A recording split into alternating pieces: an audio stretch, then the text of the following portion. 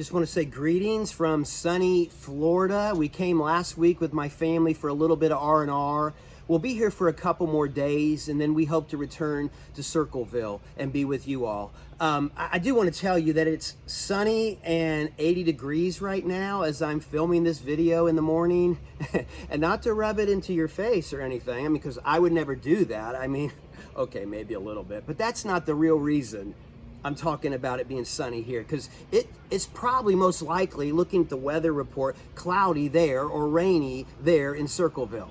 But it's sunny here. Now that could all flip-flop.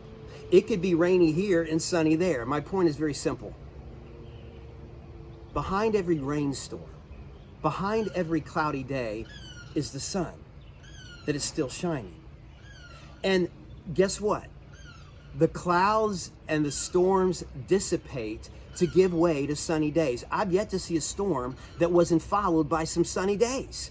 Yet to see one. There's always sunny days that follow the storms, and I think that's true as well with the storms of life. You see, folks, we are faced with a major pandemic.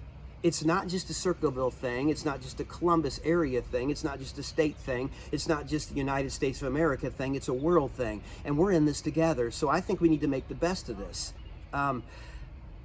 And I think it starts with focus.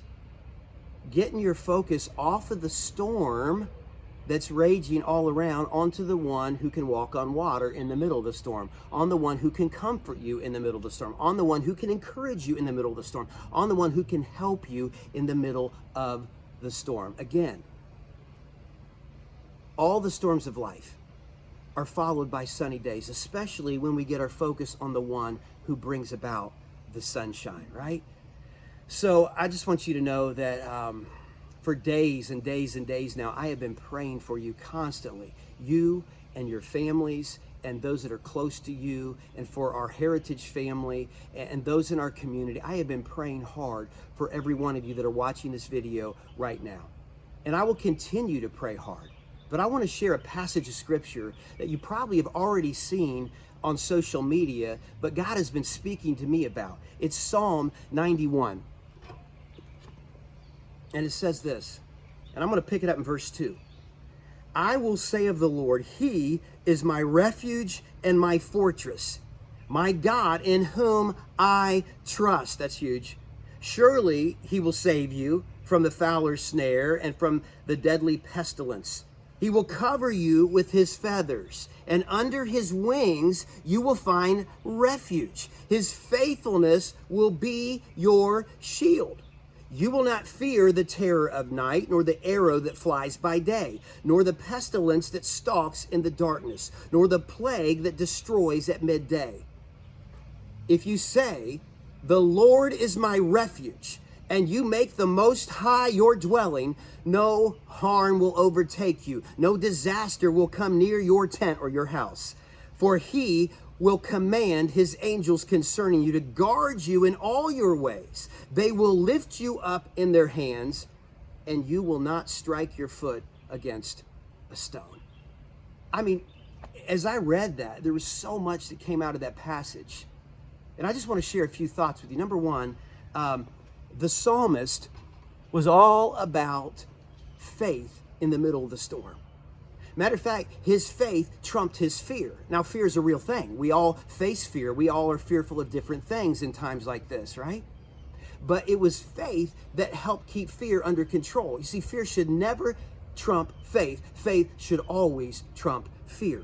So, and we see the psalmist displaying that. And I'm just going to ask that you pray about allowing God to increase your faith and decrease your fear in a time like this. Number two, throughout this passage, it talks about the protection of God.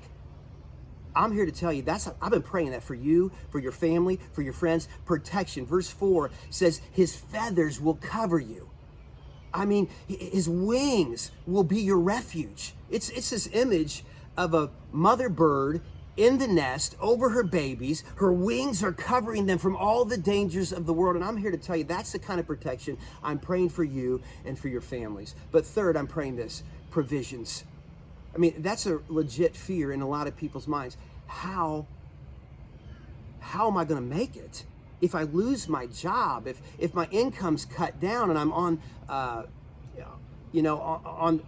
a lower cut wage, right? How am I going to do this? And you know what? All of us could say, I don't know what's going to happen with my job. Some of you feel really secure in it, but you don't know for sure. I just want you to understand that God is a God that provides. He's always been there for you. He always will be there for you. He'll stand against the enemy for you. He'll protect you, but he will also give you great provisions. He won't leave you. He won't forsake you. He'll stand beside you. He'll encourage you. He'll be there for you in such a time as this. He is the great provider, exclamation point. He always has been and he always will be. So let me issue a challenge. As I prayed faith over fear for you, and as I prayed protection over you and your families, and as I prayed that God would provide for you and your families in such a time as this, I'm asking you to do the same for your family and your circle of friends. Pray faith, protection, and provision for your family, for your circle of friends, and do it right now. Stop what you're doing. Take just 30 seconds to a minute and pray for all those around you that their faith would be strengthened, that God would be the great protector of their families, and that great provisions would be provided for each and every one of them in such a time as this. And then also do me a favor, share this video with somebody, because it could make a difference in their life. I love you guys. Can't wait to be back with you. Hope you find this video encouraging to you and your families. God bless.